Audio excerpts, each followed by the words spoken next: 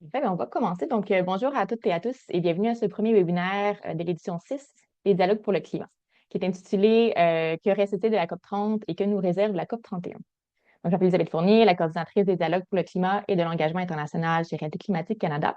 Je suis l'animatrice du panel et ben, ça me fait vraiment plaisir de vous voir pendant cette heure du dîner et d'avoir des belles discussions avec vous sur l'état en fait du multilatéralisme climatique.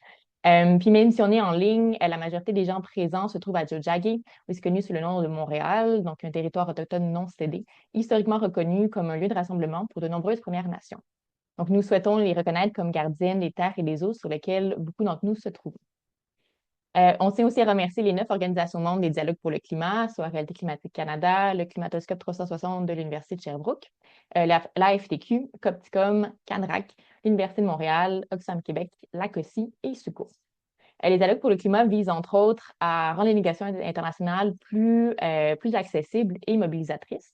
Et en fait, ben, c'est pourquoi on voulait organiser un webinaire de retour sur les intersessions de Bonn, qui sont vraiment ces 2 semaines où tous les pays du monde se rencontrent pour faire avancer les négociations climatiques entre les COP. Ça fait maintenant une semaine que les intercessions sont finies, puis elles ont laissé quand même beaucoup de dossiers ouverts en suspens. Les délégations n'ont pas vraiment réussi à s'entendre sur plusieurs dossiers importants.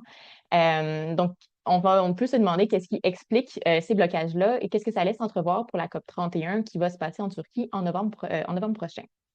Puis pour répondre à ces grosses questions, on reçoit 3 personnes qui étaient présentes sur place à Bonn, en Allemagne, et qui suivent les négos internationales sur leurs enjeux respectifs depuis plusieurs années. Donc, on est très chanceuse et chanceux de recevoir Rachel Lévesque, conseillère experte au ministère des Relations internationales et de la francophonie. On a aussi Patrick Rondeau, directeur syndical au service environnement et transition juste de la FTQ, et qui est aussi copôle de la circonscription Tungo, donc les syndicats, le groupe des syndicats dans le cadre de la Convention cadre des Nations unies sur le changement climatique. On a aussi Émilie Beauchamp, qui est responsable en adaptation à l'Institut international du développement durable, plus connu sous ASD. Et on a aussi la chance de recevoir Suwan Kui, qui est une jeune professionnelle en environnement et éducatrice scientifique, qui est engagée notamment à la table de concertation jeunesse de la COSI et qui a participé au programme Renegotiate de Youth Climate Lab sur la diplomatie climatique et qui, dans ce cadre, a eu un badge en ligne et qui a pu suivre les discussions donc à Bonn et va pouvoir nous partager son expérience vers la fin du webinaire. Donc, merci d'être avec nous pour ce beau moment de réflexion. Puis, j'ai bien hâte d'entendre ces discussions. Puis aussi, en fait, elles vont être disponibles sur YouTube si jamais vous voulez les réécouter. On va aussi avoir un moment à la fin pour répondre à vos questions. Donc, n'hésitez pas à les poser dans le chat tout au long du webinaire. On va les prendre plutôt à la fin. Puis on va commencer par un petit tour de table général pour voir ben, comment se sont déroulées en gros les intercessions. Donc, c'était quoi l'ambiance générale et comment se porte aussi la coprésidence entre la Turquie et l'Australie. Donc, comme vous le savez sans doute sûrement, il y avait eu comme un gros bras de fer diplomatique entre l'Australie et la Turquie pour savoir qui allait être l'hôte de la COP 31. Puis finalement, on est arrivé donc à une coprésidence pour éviter de rester un peu dans ce cul-de-sac diplomatique-là. On va commencer par Patrick Rondeau. Donc, en gros, Patrick, c'est quoi vos impressions de ces 2 semaines?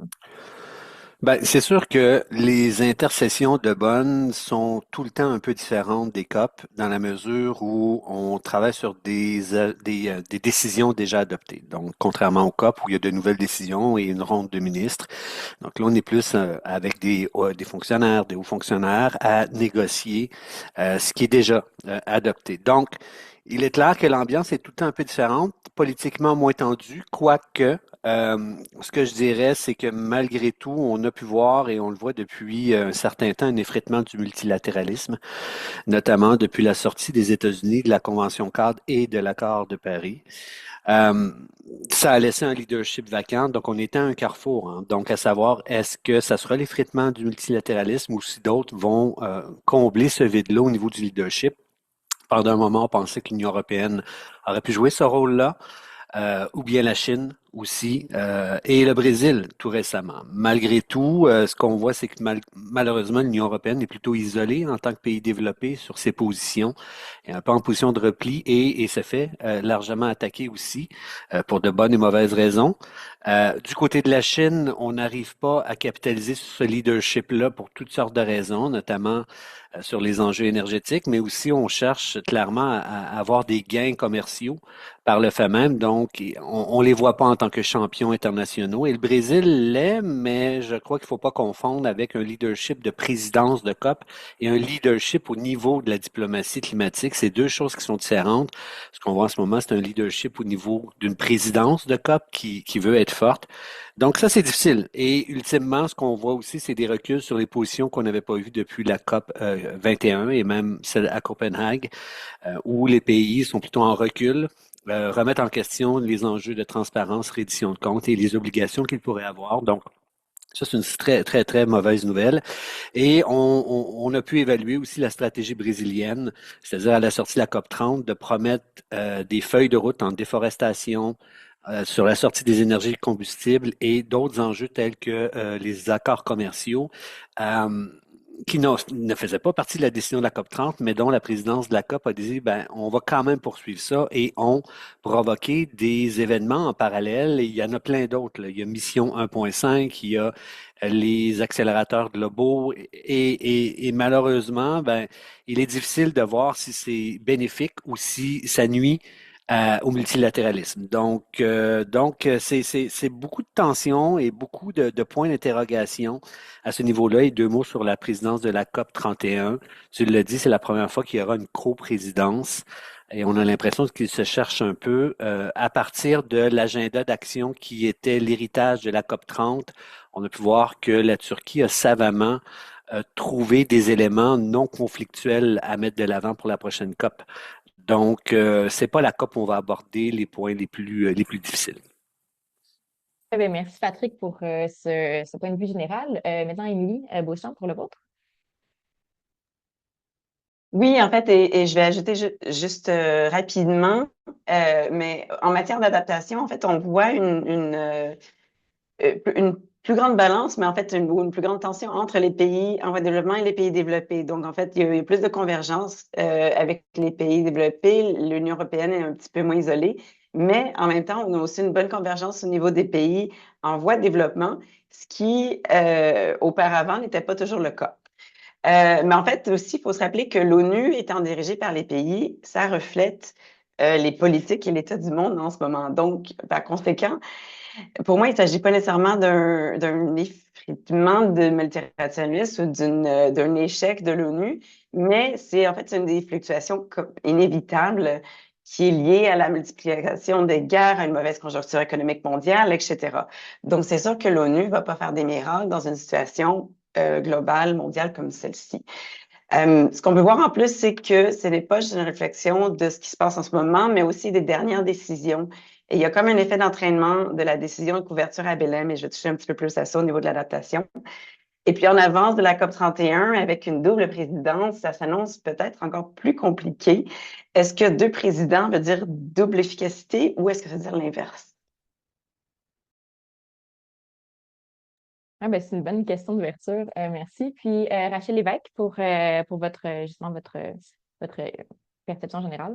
Oui, merci beaucoup, Elisabeth. Puis je rajouterai à ce que Patrick et Émilie viennent de dire.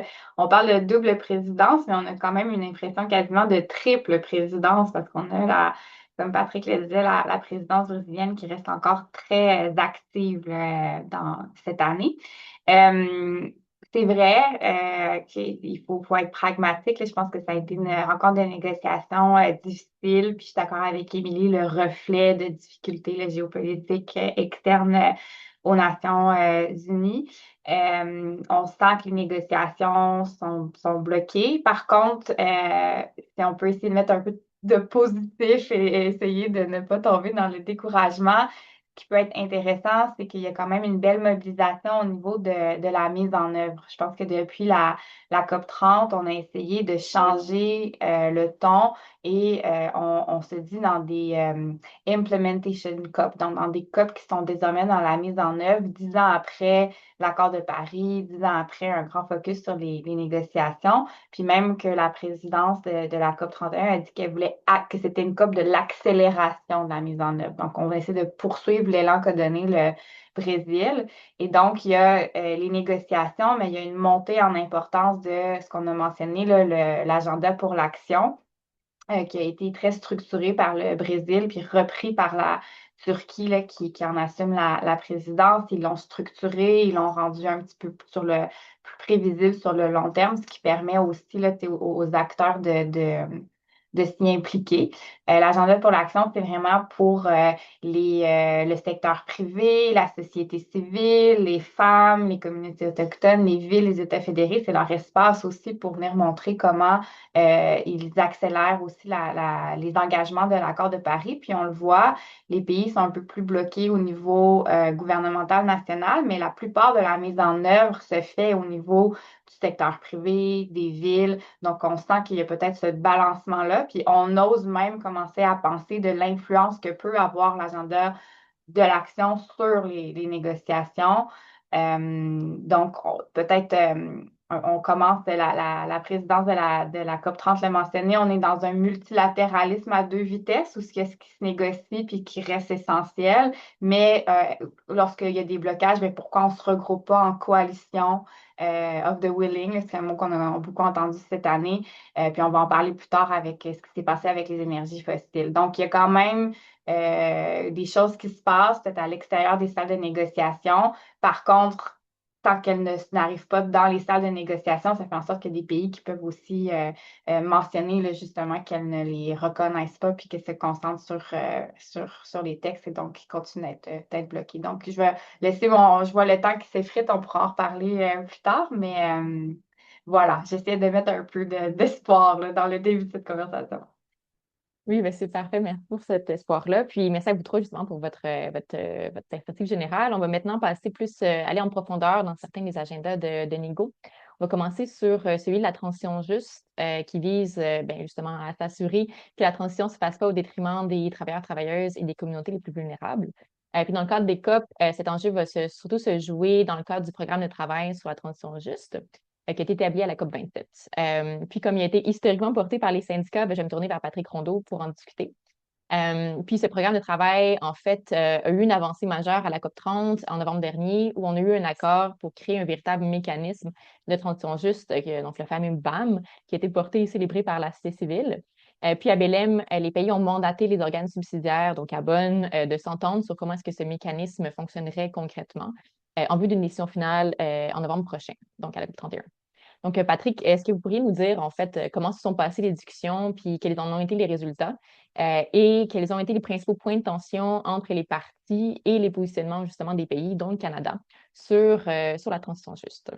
Oui, merci Elisabeth. En fait, deux mots sur la transition juste, tu l'as bien nommé, c'est un concept qui origine des syndicats des années 60, même dans les États-Unis, qui a trouvé un aspect plus contemporain entre 2013 et 2015 à l'Organisation internationale du travail, qui est un organe de l'ONU qui est spécialisé dans les enjeux de travail où on retrouve les employeurs, les syndicats et les États. Donc, l'OIT de 2013 à 2015 a travaillé sur des principes directeurs, donc à quoi ressembleraient des principes directeurs autour d'une transition juste et sont arrivés avec une formule, avec des principes directeurs qui tournent autour de certains piliers, dont l'agenda du travail décent, la protection sociale, le droit à l'emploi, le dialogue social et tous les enjeux d'équité. Donc, c'est-à-dire qu'il y a une admission que cette transition-là doit se faire. Dans un premier temps, on le voit, le secteur qui est visé, c'est le secteur énergétique, pour ne pas dire les énergies fossiles, mais que cette transition-là doit se faire de façon juste en impliquant chacune des parties, donc en les mobilisant dans cette transition-là et non pas juste les accompagner dans leur perte d'emploi. Et ça, il y a une nuance très forte là-dedans, où souvent on a l'impression que la transition juste, c'est de s'occuper des gens qui perdront leur emploi. Ce que je dis bêtement souvent au Canada, c'est on appelle ça l'assurance emploi. On n'appelle pas ça de la transition juste. Donc, ça va au-delà de ça. C'est comment on mobilise les milieux de travail pour qu'ils fassent une transition réussie en impliquant chacune des parties et s'assurer qu'on laisse personne derrière et à défaut de perte d'emploi, ben, d'avoir des programmes de protection sociale. Donc, c'est un peu autour de ça que les syndicats ont porté ce concept-là dès 2015 dans les négociations de la Convention cadre des Nations unies sur les changements climatiques, ont réussi à intégrer le concept de transition juste dans le préambule de l'accord de Paris et non pas dans un article, mais le concept a fait son chemin dans les années qui ont suivi avec des déclarations qui ont été déposées et surtout un programme de travail qui a été adopté lors de la COP 27 en Égypte. Donc, programme de travail sur la transition juste. Un programme qui va trouver sa conclusion ou pas euh, à la prochaine COP, à la COP 31. Donc, il était circonscrit dans le temps, ce programme de travail-là, comme d'autres aussi. Le programme de travail sur l'atténuation est aussi circonscrit dans le temps. Donc, il y a tout le temps cet enjeu-là aussi de savoir est-ce qu'on continue le programme ou pas, et s'il continue, quelle forme il aura. Dans la même forme, dans une autre forme, et c'était ça l'enjeu de la dernière COP, à savoir, on a un programme de travail présentement qui permet très peu, mis à part d'organiser des dialogues d'experts, donc qui permet de travailler sur une lecture commune en partageant les expériences de la transition juste sous différentes thématiques. Mais encore, que se passerait-il rendu à la revue du programme qui sera à la COP 31? Et l'idée d'avoir les mécanismes était d'avoir des arrangements institutionnels qui nous permettent de faire vivre la transition juste au-delà de la revue du programme.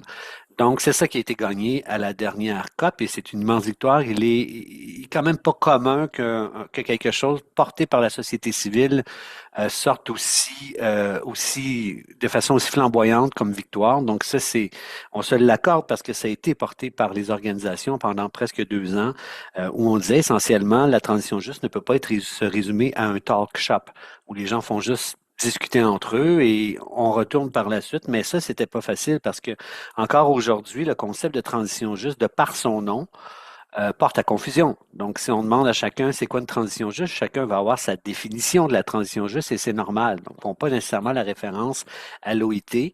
Euh, donc ça, il y a un enjeu à ce niveau-là qui est toujours présent. Et ça joue sur le scope. Donc, pour certains États, certaines parties, ça s'apparente au développement durable. Donc, notamment avec le premier objectif du développement durable, qui est la lutte à la pauvreté. Pour d'autres, c'est de la finance climatique. Pour d'autres, c'est de l'intégration de technologies. Donc c'est très vaste. Et ça, c'est un danger et un combat qu'il y a depuis le départ de savoir qu'on doit circonscrire le scope aux décisions des COP. Donc ça, c'est quelque chose qui est latent, qui est toujours présent et qui doit être réaffirmé constamment parce que euh, le programme de transition juste inclut pour la première fois et dans les seules décisions au niveau de la Convention cadre le droit du travail. Donc, on a toute une batterie de droits humains, droits autochtones, etc., dans plusieurs autres décisions, agenda de négociation, mais jamais le droit du travail. Et pourquoi le droit du travail, il est important spécifiquement dans cet agenda-là? C'est que ça reconnaît le droit de s'associer et le droit de négocier. Donc, l'agenda du travail décent ne reconnaît pas ça nécessairement. Ça reconnaît de bonnes conditions de travail, mais ça ne permet pas à des travailleurs et des travailleuses de s'organiser, pouvoir négocier et mettre de l'avant une participation active dans cette transition énergétique ou écologique. Donc cet aspect-là, il est bien important. Donc, voilà pour la petite mise en bouche. Maintenant, les points d'écart, comme tu le demandais, lors de cette négociation-là, sont les mêmes que l'on voit depuis la COP 27 en Égypte. Donc, je le disais tantôt, pour les pays en voie de développement, et avec raison, voient une occasion de ramener d'une autre façon les enjeux liés à la coopération internationale, qui est un problème majeur. Et on revient encore une fois à la responsabilité historique des États. Et je parle de transition juste, mais ça pourrait s'appliquer à tellement d'agendas de négociation qui ont la même dynamique. Et par conséquent, ben, ça fait en sorte que on demande à des États de faire un travail sans qu'ils en aient les moyens et sans reconnaître la responsabilité historique des pays développés de compenser pour les effets de la crise climatique. Donc, il y a cet aspect-là qui est litigieux depuis le tout début. Parce que les pays développés disent que ce n'est pas l'endroit pour discuter de la coopération internationale. D'ailleurs, si on cherche, il y a peu d'endroits quand on regarde en bout de ligne pour discuter de ces enjeux-là spécifiques. L'autre, c'est l'enjeu lié à la science. Donc, cette reconnaissance-là qu'on doit poursuivre, la ligne, plutôt la cible de 1,5 degré, qui est le cœur de l'accord de Paris, en fait, de prélever pas prélever, mais prévenir l'élévation des températures à 2 degrés tout en visant 1,5. Ça, c'est beaucoup porté par les pays développés en disant non, on veut que la science mène notre travail. Mis à part certains États pétroliers qui sont des pays développés, où ils sont plus silencieux sur cet enjeu-là. Ils vont le dire du bout des lèvres, mais c'est sûr que c'est lié à la sortie des énergies fossiles. L'un va avec l'autre. Et naturellement, pour des pays comme le groupe arabe, ben ça, c'est non négociable. Ils ne veulent pas en discuter. Pour eux, ça ne fait pas de lien et on les a vus de plus en plus, et particulièrement à la session SB, remettre ouvertement en question la science. remettre la science en question, remettre le rapport du GIEC, le rôle du GIEC, du groupe intergouvernemental des experts pour le climat en question, comme étant on peut en tenir compte, mais c'est pas ça qui devrait guider nos décisions. Donc ça, c'est quand même majeur et c'est pas juste dans cet agenda-là. Et naturellement, cette réaffirmation-là constante de la responsabilité commune mais différenciée selon les moyens. Donc, c'est-à-dire que chaque État a de façon globale une responsabilité mondiale, mais n'a pas le même rôle ou le même degré de responsabilité, tout dépendant où on habite et les ressources dont on dispose. Et la responsabilité historique aussi. Mais on le voit de plus en plus utilisé comme étant je veux bien, mais selon la responsabilité commune différenciée, je me garde le droit de faire ce que je veux en bout de ligne, même s'il y a une décision. Donc, en transition juste, on le voit beaucoup, ça. Et cet enjeu-là de ne pas vouloir se faire dire quoi faire, mais que ça doit être au niveau national, vient nuire aux négociations. Donc, où on en est maintenant, on voit un ralentissement, une opposition. Je le disais tantôt, la position des pays développés à la COP 30 était essentiellement d'attendre la revue du programme à la COP 31 avant d'agir. Donc, ne voulait pas négocier et accepter des mécanismes en se disant, attendons de faire la revue, puis on verra par la suite. Je dirais qu'ils ont eu cette position-là tout au long de SB 64. Une position de retrait et d'essayer de gagner du temps pour arriver exactement là où ils voulaient à la COP 30. Donc, d'essayer de ralentir le plus possible l'adoption formelle de mécanismes pour attendre la fin de la revue. Et c'est ce qu'ils ont gagné à ce niveau-là. Donc, et on a vu des blocages sérieux concernant les énergies fossiles par le fait même de l'autre côté. Je le disais tantôt de la science naturellement, mais on remet beaucoup en question et dans plusieurs agendas de négociation les résultats du premier bilan mondial, donc le Global Stocktake, qui visait il y a quelques années à évaluer les progrès de l'accord de Paris. Et là, on rentre dans le deuxième cycle. Et pour des États, on a commencé à entendre que, parce que c'est là-dedans qu'on retrouve dans la décision de Dubaï, une décision très claire sur la sortie des énergies fossiles de façon ordonnée, juste et équitable, mais quand même. Donc, c'est présent. Maintenant, on entend ces mêmes pays-là qui résistent contre la sortie des énergies fossiles dire, en fait, la décision du premier bilan mondial n'est pas prescriptive. Elle est indicative. Donc, c'est un ensemble d'options. On n'a pas obligé de la suivre. Pourtant, c'est une décision de COP. Donc là, ça remet en question beaucoup d'éléments sur les mécanismes même de décision des COP qui se reflètent dans les discussions sur la réforme de la Convention cadre. Donc, c'est assez large.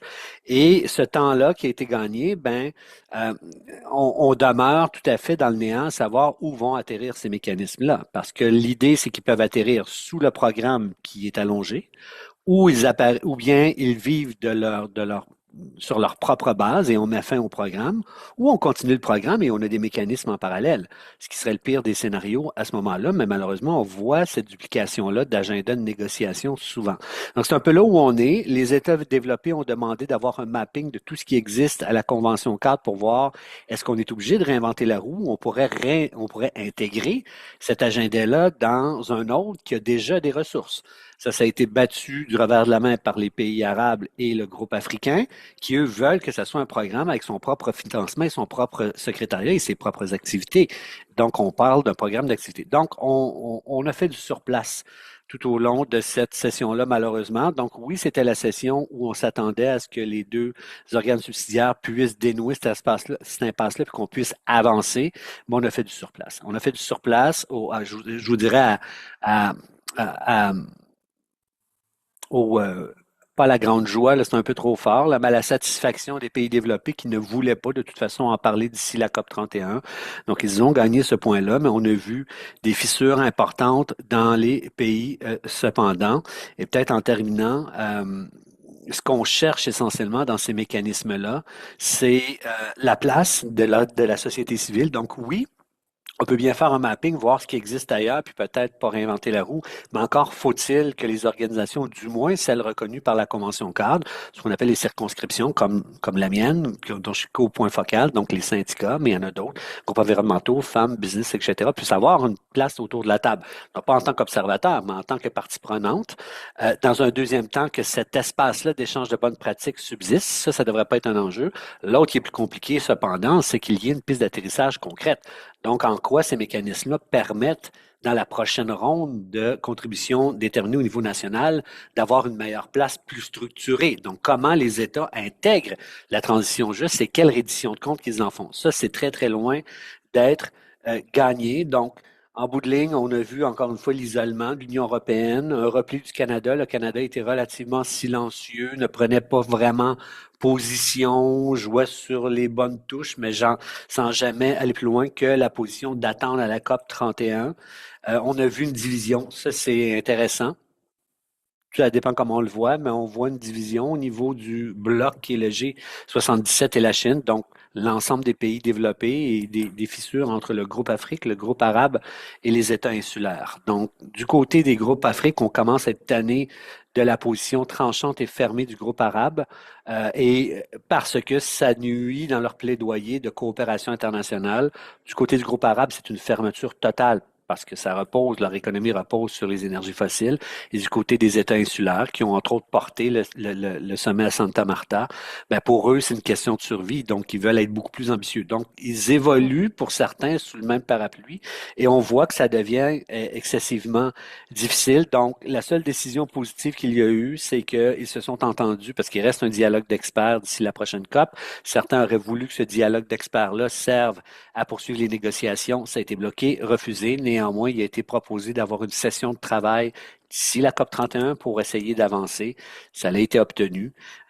Donc, c'est oui une bonne nouvelle. Maintenant, est-ce que j'ai de l'espoir? Ben, ça un peu moins parce que clairement, il y a une tentative de bloquer les discussions jusqu'à la COP 31. Parfait. Ben, merci Patrick pour toute cette belle explication justement sur les positions de tout le monde puis où est-ce qu'on en est en ce moment.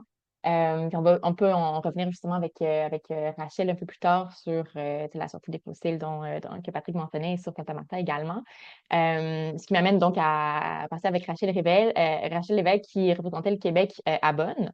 Donc, on le sait, le Québec est très présent pour un État international sur la scène climatique internationale. Entre autres, en fait, si vous ne savez pas, on est le coprésidente de la Beyond Oil and Gas Alliance, donc la BOGA, qui travaille sur la fin de l'exploration et l'exploitation des hydrocarbures. Puis, on travaille aussi avec d'autres États infranationaux.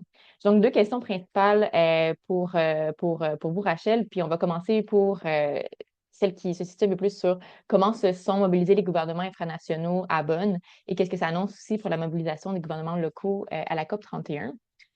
Donc, c'est en premier temps. Puis, en deuxième temps, ben justement, comme en tant que coprésident de la BOGA, j'étais aussi curieuse d'avoir un retour sur le momentum dont Patrick parlait aussi, qu'on voit en ce moment sur la sortie des énergies fossiles. Donc, effectivement, à la COP 30, la présidence brésilienne souhaitait arriver à une feuille de route sur la sortie des énergies fossiles pour donner suite à la décision dont Patrick parlait, la décision historique de la COP 28, où tous les pays se sont mis d'accord sur le fait qu'on devait effectuer une transition hors des énergies fossiles. Par contre, à Belém, à la COP 30, on n'a pas réussi à obtenir un consensus sur cette feuille de route-là. La présidente brésilienne a donc décidé de présenter une feuille de route un peu en parallèle des négos officiels à la COP 31. Puis, on a aussi vu que ce manque de consensus-là à la COP 30 avait mené la Colombie et les Pays-Bas à organiser la première conférence internationale sur la transition des énergies fossiles qui a eu lieu justement à Santa Marta en avril dernier, où le Québec était également présent. Donc, comment se sont passées les consultations tenues par la présidence brésilienne sur la feuille de route qui devait avoir lieu à Bonn?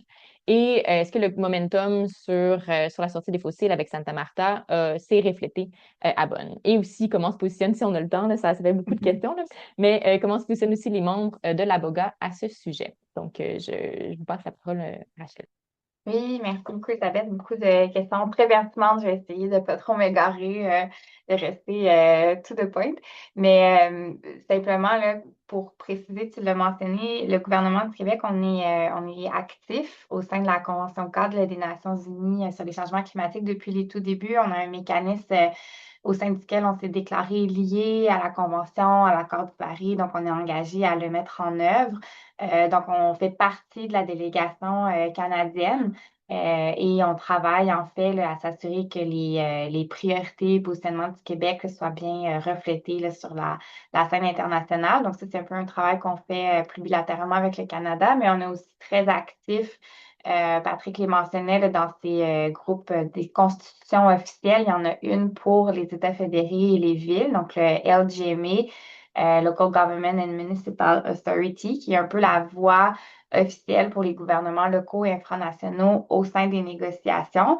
C'est composé principalement là, de réseaux d'États fédérés et de villes. C'est coordonné par ICLEI, mais il y a aussi des villes, des États fédérés qui participent activement. Et donc, pour s'assurer de parler d'une voix commune, en fait, là, il y a un exercice qui est débuté avant Bonn, justement, pour développer c'est difficile de trouver les mots en français, désolé, on est dans un univers anglophone dans les négociations, là, mais un position paper, là, notre position officielle pour chaque COP, où ce qu'on vient présenter là, les principales demandes qu'on souhaiterait atteindre comme objectif de négociation. Donc, cette année, là, on a un premier brouillon qui nous permet là, d'approcher là, certaines délégations nationales, autres groupes, pour pouvoir faire là, du plaidoyer. Donc, cette année, la position pour le LGMI était beaucoup au niveau du financement climatique. Donc, c'est encore difficile pour les gouvernements infranationaux et les villes d'avoir accès à du financement et aux mécanismes là, qui existent. C'est un cas, là, justement, où on voit à quel point on parle d'une voix unie, parce que le gouvernement du Québec, on n'est pas dans une position là, de demander l'accès aux ressources financières. On est plutôt contributeur là, par nos programmes de coopération climatique, mais on veut s'assurer justement là, que d'autres États fédérés ou villes puissent, eux, y avoir accès. On a aussi eu des points dans le mécanisme de transition juste que Patrick vient de présenter, donc d'inclure plus formellement les gouvernements infranationaux dans la gouvernance, favoriser l'accès au renforcement des capacités, l'assistance technique, parce que cette mise en œuvre-là est beaucoup à ces paliers de gouvernement-là. Et on veut institutionnaliser un dialogue sur la gouvernance multiniveau. Là. Donc, il existe des mécanismes au sein là, de la CCNUCC où on peut créer des espaces où ce que les partis et les observateurs peuvent venir échanger. Là. Donc, par exemple, pendant le Bonn, il y avait un dialogue sur les océans, sur la finance. Donc, l'idée est d'en pousser un aussi sur la gouvernance multiniveau, étant donné que, comme on le mentionne, on recule parfois ou on fait des pas de côté au niveau de certains pays. Donc, pour s'assurer que les États fédérés ou villes qui puissent être proactives là, puissent avoir un espace. Étant donné aussi là, qu'au niveau du GIEC, à partir de l'an prochain, il va y avoir un rapport spécial là, sur les changements climatiques et les villes, donc qui est quand même aussi un enjeu. On peut le voir, Émilie, je pense que tu le vis en direct de où est-ce que tu es. Donc voilà, donc ça, c'est vraiment nos enjeux au sein des négociations, mais on a aussi plusieurs groupes de travail. Là, on a un groupe de travail sur l'adaptation, sur l'atténuation, sur les solutions fondées de la nature. Donc ça, c'est l'implication qu'on essaie d'avoir au sein des négociations. Pour répondre à ta question sur les avancées à Bonn, ben, je pense que Patrick et Émilie ont un peu mis la table. Je pense qu'étant donné que les négociations sont bloquées, c'est difficile de pouvoir avoir sa place. Donc, on sent qu'il y a quand même aussi certaines limites. Il y a aussi eu moins de présence d'États fédérés, de villes que d'habitude. Il y a eu ce contexte là, qui arrive où il y a eu beaucoup d'élections au printemps là, en Europe, Écosse, Pays de Galles, par exemple, qui sont très proactifs. Mais aussi la London Climate Action Week qui a eu lieu juste après, qui est plutôt un espace de mobilisation et d'action. Et donc là, on sentait que la voix des États fédérés était peut-être plus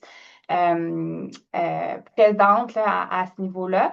Mais tout de même, là, avec la délégation présente d'une quinzaine de personnes, on a fait plusieurs interventions, rencontres avec des délégations. Il y a eu des avancées là, dans certains points de négociation. On a fait une conférence de presse aussi sur l'électrification et la transition énergétique. Ce que j'ai oublié de mentionner, c'est qu'une des priorités de la présidence de la Turquie, c'est l'électrification. On parlait d'enjeux là, sur lesquels c'est quand même assez facile de pouvoir faire des gains. Donc, il y a cette volonté d'avoir un nouvel objectif là, de 35 d'électrification d'ici 2035. Donc, le but de cette conférence de presse-là, c'était de montrer que les États fédérés puis les villes étaient déjà très proactives, en fait. Donc, le gouvernement du Québec, de sa situation là, avec l'hydroélectricité, on était très intéressés à venir jouer un rôle proactif là, dans ce dialogue. Comme je le disais, des consultations en vue du prochain rapport du GIEC. Puis pour le Québec, là, je le mentionne, on a eu une nouvelle politique internationale qui est sortie le 16 juin dernier, qui est venue renforcer un peu les fondements même là, de notre doctrine Gérin-Lajoie, là, qui est de la place que le Québec peut prendre sur la scène internationale dans le domaine de ses compétences, notamment renforcer sa présence au niveau multilatéral. Patrick le disait, le Canada, il y a eu certains moments là, dans le passé où a pris du recul et après, ben, c'est aux provinces, donc au Québec, de décider de eux la place qu'ils veulent prendre. Donc pourquoi le Québec fait souvent preuve de proactivité. Là, je ne sais pas combien de temps il me reste pour la seconde question qui était tout aussi Ça, il importante. resterait peut-être comme une petite minute, OK, peut-être c'est comme c'est bon. les Ben, on grandes pourra peut-être lignes. en Exactement. reparler sur les questions, mais effectivement, tu as très bien mis le contexte que je voulais mettre de l'exercice de la présidence brésilienne avec la feuille de route. Il y a également eu en parallèle l'annonce de la Colombie et des Pays-Bas sur la première conférence. Il y a eu une soixantaine de pays.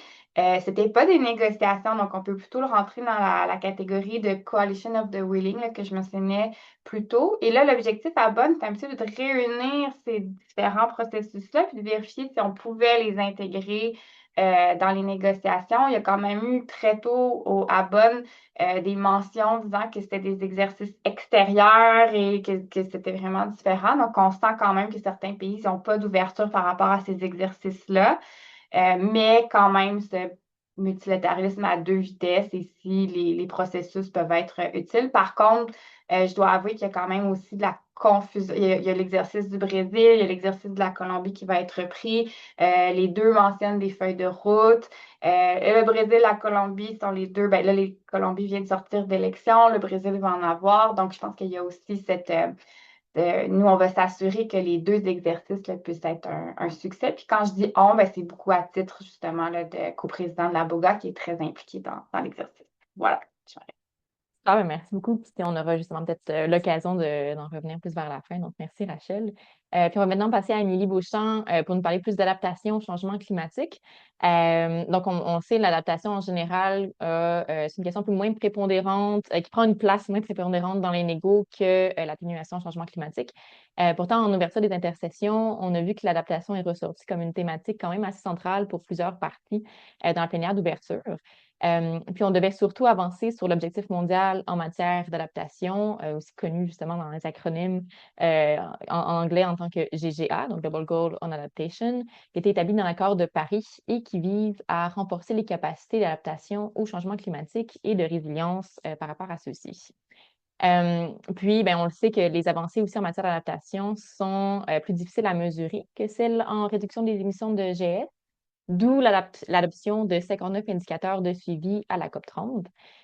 Puis on a aussi eu la création de la feuille de route de Bakou sur l'adaptation qui a été créée à la COP29 pour accélérer justement les efforts du GGA. Cependant, les négociations à Bonn se sont terminées sans accord. Donc, Émilie, si vous pouvez un peu nous dire comment sont déroulées les discussions sur le GGA et sur la barre à Bonn, quels ont été justement les principaux points d'achoppement et les divergences qui ont conduit à ces résultats-là, et qu'est-ce que ça nous annonce pour l'adaptation à la COP31. Donc, je vais vous passer la parole, Émilie. Oui, merci. Merci beaucoup et merci de l'invitation ici. Je suis contente de pouvoir parler d'adaptation parce qu'en fait, même si c'est une partie moins importante historiquement que l'atténuation, il faut se rappeler que c'est une priorité pour les pays en voie de développement. La priorité de la plupart des pays en voie de développement, qui ne sont pas les plus grands émetteurs d'émissions, c'est l'adaptation. Donc, on se demande toujours c'est quoi l'agenda en fait à l'ONU? C'est en grande partie poussé par les pays développés qui ont aussi le plus de moyens. Donc, refléter sur comment est-ce que cette structure-là aussi reflète certaines structures d'inégalité dans le monde. Mais bon, les pays développés maintenant sont de plus en plus intéressés à l'adaptation parce qu'il y a de plus en plus de chocs et de changements climatiques. Donc ici, en ce moment, je suis basée à Londres et on a une canicule. Donc c'est un très bon contexte pour parler de la London Climate Action Week, où est-ce qu'il y a beaucoup de mouvements au niveau du Action Agenda et surtout en matière d'adaptation. Et on voit que les présidents sont assez impliqués au niveau du Action Agenda. Mais je veux dire que les présidentes ont été pas super impliquées au niveau des négociations. Ça a été un point décevant de la présidence brésilienne et je vais toucher à ça un petit peu plus. Pour l'instant, je vais partager 2 diapos parce que dans l'objectif mondial en matière d'adaptation, que je vais référer en tant que le GGA pour faciliter, c'est assez technique. Donc, pour ceux qui s'y connaissent moins, voilà, on a une petite diapo comme ça. Et je vais résumer rapidement, le plus rapidement possible, ce qui s'est passé depuis l'accord de Paris. Donc, en fait, le Global Goal on Adaptation, le GGA, c'est l'équivalent de notre objectif de l'accord de Paris de rester en bas de 1,5 degrés de réchauffement ou en bas de 2%, sinon. Donc, mais qu'est-ce que ça veut dire? En fait, ça a été mis dans l'accord de Paris en 2015, mais ça a pris 6 ans avant que cet objectif-là soit repris par les négociations. Donc, c'est resté assez vague jusqu'à Glasgow en 2021, quand les pays ont lancé un programme de travail pour lui donner plus de contenu. Et ça s'appelait le Glasgow Sharm el-Sheikh Work Programme. Donc, en 2021 et 2023, on a travaillé à définir c'est quoi le GGA plus concrètement? Qu'est-ce que ça veut dire en tant que dimension conceptuelle? Et qu'est-ce que ça veut dire surtout pour les pays? Parce qu'encore, l'ONU est un cadre pour pays. En 2023, on a adopté le cadre des Émirats arabes unis pour la résilience climatique mondiale. Donc, je vous donne plein de beaux acronymes ici. Je vais y référer aussi en anglais parce que c'est souvent référé en anglais. Donc, le UAE FGCR qui établit des cibles thématiques et dimensionnelles. Et je vais toucher à ça sur ma prochaine diapo. Et c'était vraiment un progrès parce que pour la première fois, on avait un cadre structuré pour guider des actions d'adaptation, évaluer les progrès collectifs en manière d'adaptation, surtout sous le Global Stocktake. Mais un cadre, ça ne suffisait pas, ou surtout pas pour les pays en voie de développement. Donc, on voulait aussi avoir de l'aide pour mesurer le progrès. Donc, en 2023 et 2025, les pays ont lancé un programme de travail pour que certains experts les aident à définir des indicateurs. Donc, après 2 ans de travail technique à Belém en novembre dernier, en 2025, les pays ont adopté 59, ou je devrais dire surtout 59 indicateurs d'adaptation, les Belém Adaptation Indicators, ont été adoptés, mais cette adoption a été difficile et quand même assez controversée. Et ça, c'est parce que la présidence brésilienne a mis cette décision sous la couverture, la décision de couverture du Metirao. Donc, les pays n'avaient pas vraiment le choix d'accepter ou non. Ils acceptaient tout le package ou ils disaient non à tout le package. Donc, ils ont dit oui, mais ils n'étaient pas très contents des indicateurs parce qu'en fait, la liste d'indicateurs a été changée quand même à la dernière minute par la présidence brésilienne, donc le vendredi, avant que ce soit accepté le samedi. Et ça a été accepté dans la controverse, vraiment, par les pays développés et les pays en voie de développement. Les deux étaient pas très contents de ce résultat-là. Mais c'est dans ce contexte-là que les partis sont arrivés à Bonn ce mois-ci. Donc, avec une question centrale, comment est-ce qu'on va faire pour améliorer ces 59 indicateurs opérationnels? Et je vais juste rapidement vous montrer quel est le cadre des Émirats arabes pour le UAE FGCR pour vous donner un peu le goût de qu'est-ce que ça veut dire. Sinon, ça reste vraiment dans le flou. Et il y a deux éléments. Donc, le UAE FGCR, le cadre global, le cadre mondial, a une section qui est qui met l'emphase sur 7 secteurs thématiques qui sont des priorités globales. Donc, ça ne veut pas dire que c'est des priorités pour tout le monde, mais vous les voyez ici comme l'eau, l'alimentation et l'agriculture, la santé, les infrastructures, la biodiversité.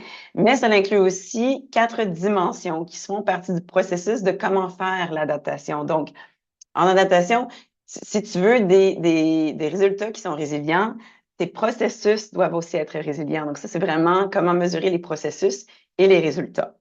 Bon, j'arrête ici pour le contexte sur le historique. Et bon, qu'est-ce qui s'est passé maintenant à Bonn? C'est la première session où, après Belém, et c'était clair, on était supposé de lancer une task force, excusez mon anglais, une task force technique pour améliorer les métadonnées et les méthodologies des 59 indicateurs. Donc, c'est un petit peu un compromis. Quand ils ont été adoptés, ils se sont dit, OK, ben, il faut quand même qu'ils se fassent améliorer parce qu'il n'y a pas de méthodologie. Mais on n'a pas eu d'accord. Donc, il y a eu deux grandes factures principales à Bonn.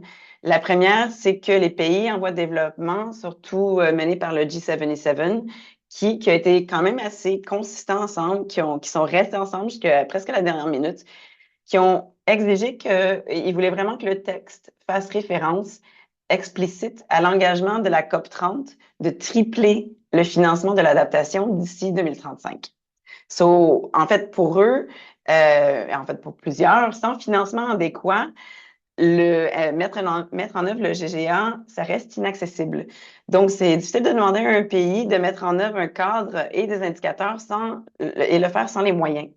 Donc, c'est une obligation qui est inscrite dans l'accord de Paris, mais les pays développés, incluant l'Union européenne, le Canada, le Japon, le Royaume-Uni, ont refusé, surtout en argumentant que le financement, mais ça se discute pas dans la chambre du GGA, ça se discute dans la chambre du financement. Mais en ce moment, on n'a pas de chambre d'items sur le financement. Il faut qu'on attende que le work program, ben, le Finance Work Program qui a été mis en accord avec le NCQG, que ce soit ça mis en œuvre. Donc, en attendant, qu'est-ce qu'on fait? Ben, les pays en voie de développement cherchent où est-ce que ça peut entrer, où est-ce qu'ils peuvent pousser, parce qu'ils ont besoin de financement.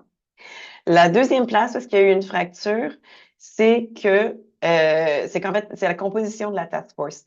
Donc, ce qui est arrivé à Belém, ça veut dire qu'il manquait de confiance entre les parties et le travail des experts. Donc, on se relance dans un travail technique. Comment faire pour apprendre des leçons et faire qu'il va y avoir un bon outcome à 10 l'an prochain? Les pays en voie de développement voulaient vraiment avoir une structure de task force plus politique, plus menée par les pays. Les pays en voie de développement voulaient vraiment que ce soit plus technique, expert seulement. Les deux perspectives peuvent être valides et vers la fin, il y avait une vision ensemble qui se jouait, qui pouvait être une task force avec deux niveaux, une plus politique et plus une experte, mais ça n'a pas passé malheureusement dans les dernières minutes, les dernières heures de Bonn. Les pays se sont pas mis d'accord. Cependant, je vais juste ajouter un peu et je vois le temps. Je vais juste dire que toutefois, c'est pas, même si une impasse de négociation, ça devrait pas être un échec de mise en œuvre. Les pays peuvent quand même faire avancer. Et je sais qu'il y avait une petite question dans le chat au niveau des autres organismes de paradiplomatie, etc. Je pense qu'il y a un gros rôle à jouer ici parce que la mise en œuvre continue quand même. Like, the show must go on dans un certain sens.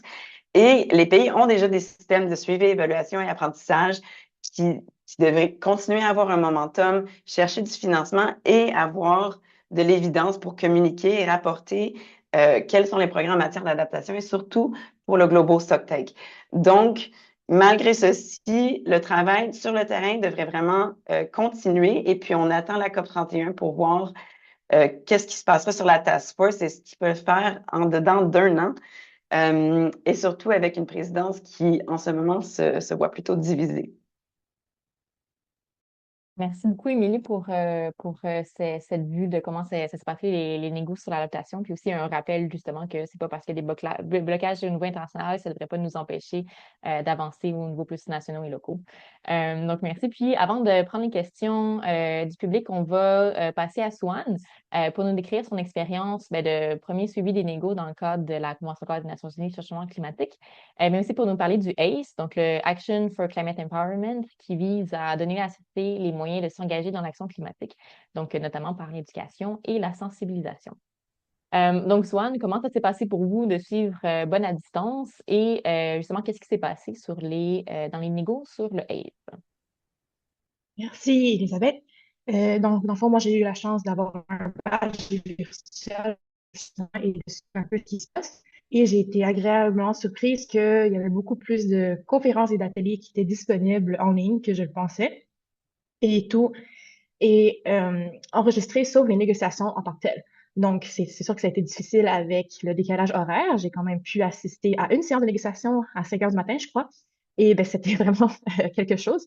À travers le programme, on nous a quand même très bien préparés par rapport au langage utilisé, par rapport au déroulement, mais je dirais que c'était quand même très intimidant. Puis il y a tellement de vocabulaire technique par rapport à chaque thème, chaque sujet. Donc, ça prenait vraiment toute mon attention d'essayer de suivre et même de faire des recherches par la suite pour comprendre on parlait de quoi, quel pays disait quoi. C'est ça. Donc, ben, il y a un thème qui ressort de mon ressenti, c'est un peu l'inaccessibilité de ces espaces de négociation-là, justement pour les sociétés civiles, pour les organismes, pour les jeunes qui essayent de s'engager ou même pour les jeunes délégations qui sont sur place. Puis, ce qui m'a beaucoup aidé, qui a été partagé avec nous, c'est vraiment des comptes ben, d'Instagram, sociaux, des médias sociaux. Et il y a vraiment des gens qui étaient là, qui faisaient des histoires, qui faisaient des résumés. Et ça m'a vraiment aidé à plus me sentir impliquée, de voir un peu ce qui se passait. Sinon, je me sentais quand même assez isolée dans mon sous-sol devant l'ordi à 5 heures du matin. Puis, c'est ça, j'ai choisi de suivre le terme de ACE. C'est en gros Action for Climate Empowerment. Et je n'ai jamais entendu parler de ce thème avant. Pourtant, c'est très actuel et important. Ça inclut tout ce qui est participation, éducation du public, coopération internationale et accessibilité à l'information. Donc, ça n'a jamais été reconnu au même degré que la médication ou l'adaptation, alors que ben, c'est un point qui devrait ressortir un peu partout. Puis, en fait, il n'y a jamais vraiment eu de financement à part et c'est ce que les pays, surtout en voie de développement, ont beaucoup apporté sur la table, c'est qu'il y a eu il y a eu un plan d'action de 5 ans qui a déjà été réalisé. On est à la fin. Puis, ben, les pays reviennent au même sujet qu'il y a des gens, il y a des mesures spécifiques qui n'ont pas pu se passer à cause de ce manque de financement-là, parce qu'il n'y a pas de fonds à part pour ACE et il n'y a pas vraiment eu de fonds qui rentrent dans le dossier de mitigations et d'adaptation qui a été accordé. Alors, c'est un gros défi. Sinon, pour revenir au déroulement, j'ai été surprise quand même des efforts du comité organisationnel pour vraiment permettre la co-création, le dialogue. Donc, il y a vraiment eu 3 jours de délibération d'espaces ouverts avec des formats différents, dont ben, Rachel a représenté le Québec qui était présente en tant que panéliste. Il y a eu, par exemple, pour ceux qui connaissent le format de World Café, donc ça permet vraiment aux sociétés civiles, aux organismes, aux jeunes de s'engager, de co-créer, puis je trouve ça super. Mais c'est sûr que sans financement et sans structure, sans support, ben, ça bloque un peu, comme les autres thèmes. Puis, ce que moi, j'ai beaucoup ressenti, c'est un peu un écart avec ce qui se passe ici. Moi, j'ai déjà travaillé dans l'éducation en environnement. J'ai fait des ateliers dans les écoles. On était aussi beaucoup présents dans les espaces publics, des kiosques. On avait aussi un programme d'accompagnement citoyen à la transition énergétique. Puis, ben, ce qui ressort, c'est le privilège qu'on a. Donc, j'ai déjà travaillé là-dedans sans jamais entendre le terme de ACE, parce qu'on a beaucoup de structures, on a beaucoup de ressources ici à Montréal, au Québec, alors que, ben, il y a beaucoup de pays qui dépendent vraiment des décisions qui ressortent de ces espaces. Donc, les pays qui parlaient des jeunes, qui parlaient de leur programme d'éducation, et de tout ça parce qu'il n'y a pas de décision qui est prise, pas de support financier technique qui est présent. Donc, c'est ça le privilège que je pense qu'on a. Mais il y a aussi des défis très similaires, donc un peu la fragmentation du réseau. Donc, il y a eu une proposition de créer une plateforme qui n'a pas été retenue, justement pour ACE, pour permettre un peu cette connexion-là entre les gens, ben, il y a les organismes qui offrent du financement et ceux qui en ont besoin. Puis, ben, je ressens un peu la même chose ici parce qu'il y a beaucoup d'organismes qui font un peu le même travail à Montréal, mais on dirait que tout le monde un peu fait un peu son travail à part. C'est sûr qu'il y a beaucoup de réseaux et de coalitions qui existent déjà, mais même pour moi, c'est dur de m'y retrouver alors que je travaille là-dedans. Donc, j'imagine pour quelqu'un qui essaye de s'engager. Alors, c'est un peu sur ça que je vais terminer. C'est la réflexion que je me fais de comment on peut consolider ce qu'on a déjà, puis de maximiser les efforts qu'on a ici. Merci. Merci beaucoup, Swan. C'était super intéressant. Puis, justement, ben, très bon point justement sur l'inaccessibilité un peu des négos internationales et ben, sur l'importance tu sais, des canaux comme ACE pour faire en sorte que ça soit comme plus accessible, disons. Et c'est d'ailleurs ben, un des objectifs des dialogues pour le climat, donc de rendre les négos internationales plus accessibles. Puis d'ailleurs, comme on est sur la fin de notre webinaire, je vais me permettre en fait de lancer un sondage de participation pour s'assurer un peu qu'on s'améliore, donc que les dialogues au climat s'améliorent. Donc, je le lance pendant qu'on prend quelques questions parce qu'il nous reste quelques minutes. Donc, ça prend comme 1 minute environ à répondre. Donc, je laisse les participantes y répondre pendant qu'on prend. J'ai vu 2 questions du public. S'il y en a plus, n'hésitez pas. Il nous reste quand même 6 minutes. Donc, on peut, je pense, en prendre une autre. Donc, on avait Nicolas Pilon qui se demandait donc quel rôle peut-on attendre des paradiplomaties internationales dans un multilatéralisme qui s'effrite. Rachid en avait comme d'ailleurs discuté, mais effectivement, on a pu voir dans différentes COP, par exemple à la COP 30, après donc, la COP qui a suivi l'élection des États-Unis avec un retrait quand même assez grand des États-Unis dans le cadre des négos. Il y avait par exemple des États américains qui étaient présents. On avait par exemple le gouverneur de la Californie qui était là. Donc, quel rôle est-ce qu'on peut s'attendre, j'ouvre aux panélistes justement sur la place des paradiplomaties? Et on va aussi prendre directement la deuxième, puis réagissez à celle sur laquelle vous souhaitez réagir. Donc, on avait en deuxième, juste la retrouver. Donc, Tiara Zéphirin qui se demande, donc, le sujet des changements climatiques ne date d'aujourd'hui en dépit des grandes rencontres mondiales. Que faut-il vraiment pour une convergence de points de vue sur la thématique? Donc, je pense en gros, quoi est-ce qu'on a besoin pour avancer un peu plus concrètement sur tout ça? Donc, je lance ça aux panélistes et on peut rebondir entre vous également dans les quelques minutes qui nous restent. Puis, n'hésitez pas s'il y a d'autres questions dans le chat si on a le temps d'y répondre.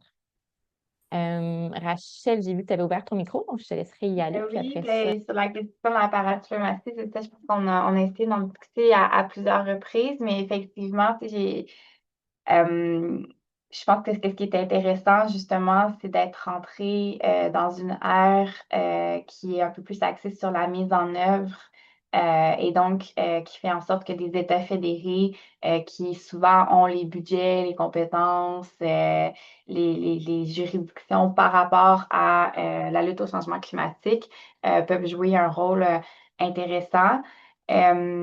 On avait un cas, par exemple, moi avant, je négociais dans la Convention sur la diversité biologique où ce que les États-Unis n'ont jamais été signataires, mais où ce que, par exemple, la Californie est devenue un observateur officiel et donc pouvait également montrer qu'elle était présente. On a une très, très grosse mobilisation, justement, des États américains par le biais de coalitions comme la US Climate Alliance ou America is All In qui souhaitent démontrer là, que justement, eux restent actifs et s'engagent à venir appuyer la mise en œuvre de la contribution déterminée au niveau national du côté de l'administration Biden, de l'ancienne administration. Par contre, c'est sûr qu'il y a aussi le respect là, du fait que les Nations unies restent un mécanisme parce que c'est des parties qui sont membres, donc il y a un équilibre à trouver à ça. On a passé les 10 dernières années là, au niveau du LGMA justement à vraiment faire du plaidoyer pour reconnaître le rôle et l'importance des États fédérés. Je pense que c'était beaucoup ça l'essentiel du travail. Et maintenant qu'ils commencent à être reconnus, ben, c'est à nous de aussi s'adapter et de rentrer dans cette nouvelle phase-là, puis de prendre les différentes opportunités. On en a mentionné, il y a les négociations, mais il y a aussi le Action Agenda. Patrick l'a mentionné, il y a plein de nouvelles initiatives, le Global Implementation Accelerator, donc beaucoup d'initiatives dans lesquelles il faut se retrouver, mais je suis vraiment d'accord avec Gloane que même pour des gens qui sont actifs, la multiplication de beaucoup d'initiatives peut être mélangeante. Donc, il y a ça aussi là, que je pense qui pourrait être un bon défi à relever. Je vais arrêter là pour laisser la place aux autres. Super, merci. Patrick, j'ai vu que tu avais aussi ouvert ton micro, donc peut-être en quelques secondes pour laisser Émilie ou Swan réagir aussi. Oui, bien sûr. Quel rôle attendre des paradiplomaties? Il y a du bon et du mauvais. Le bon, c'est qu'effectivement, il faut vivre, je crois, être dans une salle où on est dans une négociation en parallèle comme ça pour voir l'énergie et la volonté et cette nouvelle façon-là, et une volonté de négocier autrement, d'inclure la société civile, les organismes, les scientifiques. Il y a une façon différente, il y a une approche qui est différente et qui est rafraîchissante. Ça, c'est pour du bon, comme le Coalition of Willing dont Rachel parlait. Cependant, les pays qui sont directement visés par les discussions ne sont pas dans cette salle-là. Donc, Et ça crée une distance et un mur encore plus. Donc, il faut vraiment se poser des questions à ce niveau-là et ça leur donne des arguments par la suite de plus en plus pour ne pas avoir à traiter de ces sujets-là en disant, ben, vous avez un endroit où vous en parlez. Donc, moi, j'ai pas à en parler. Tu sais, moi, j'y vais avec des décisions qui sont déjà adoptées. Pourquoi je parlerais de ça? Continuez, mais moi, dans le fond, c'est comme si vous voulez arrêter le boucher du coin, mais vous êtes juste une gang de végétariens dans une salle. Il va y avoir beaucoup d'enthousiasme. Je veux dire, il n'est pas dans la salle. Donc c'est difficile de l'influencer à ce moment-là. Donc, il y a un peu de ça. Donc, je suis mi-figue, mi-raisin, mais je comprends que pour ceux qui sont dans le processus, c'est effectivement très enivrant, mais avec une tête très froide, quand on retourne dans les salles de négo et qu'on écoute ceux qui ne sont pas dans la salle, c'est un bruit de fond, malheureusement. Tu sais, il va falloir qu'il y ait encore plus là, de pression pour que ça ait un vrai changement. Puis, la deuxième question, ben, c'est la finance climatique, c'est les enjeux commerciaux, c'est la finance toujours et toujours et toujours et la responsabilité historique. Mais en même temps, là où on peut se consoler, c'est que moi, ça fait 11 ans que je suis négociation et j'ai pu voir dans les 11 dernières années l'aiguille bouger quand même. Donc, on n'est pas à la même place où on était il y a 11 ans. Donc, oui, c'est insuffisant, oui, c'est catastrophique, mais ça bouge. Mais tant que l'enjeu financier ne sera pas résolu, on va continuer à s'embourber. Voilà. Parfait, merci. Émilie, peut-être pour quelques secondes, si... Oui, je vais remonter vraiment rapidement. C'est comme Patrick dit, bon, qui est-ce qui est dans les processus et pas juste pays, non pays, mais dans ces non pays, dans la paradiplomatie. Quelles municipalités, quels autres acteurs ont les moyens de s'engager là-dedans? Le changement climatique, c'est un enjeu global. On oublie souvent, même si on est au Québec, au Canada, que, bon, où sont les pays en voie de développement, où sont les villes, les grosses municipalités? La Californie, c'est bien, mais où sont les sous-régions, etc., de l'Afrique, de l'Asie du Sud-Ouest, etc., qui en souffrent des changements climatiques? Donc, question d'égalité, de justice, et comment engager ces acteurs-là qui sont hyper importants. Super, ben merci beaucoup. Encore une fois, à tous nos panélistes, je vois qu'il est 13h01, donc on va s'arrêter, on va devoir s'arrêter ici. Mais c'est super intéressant. Donc, merci à tous nos panélistes, mais aussi aux participants, participantes d'avoir été là. Puis aussi, encore une fois, remercier les partenaires des dialogues pour le climat. C'est simplement un rappel que on va être surtout présent à l'automne. Également, on va suivre vraiment tout ce qui est à la COP 31. Donc, n'hésitez pas à nous suivre si vous ne le faites pas déjà sur nos réseaux sociaux et avec notre infolettre aussi. Pour rester informé sur tout ce qui se passe. Donc, je remercie encore une fois tout le monde. Encore une fois, ça va être disponible, le webinaire va être disponible en rediffusion sur YouTube si jamais il y a des moments que vous voulez revoir. Donc, merci à tout le monde, puis je vais vous souhaiter une très belle journée. Merci à tous. Merci tout le monde. Merci Elisabeth. Merci tout le Au revoir. monde. Merci, Elisabeth. Merci.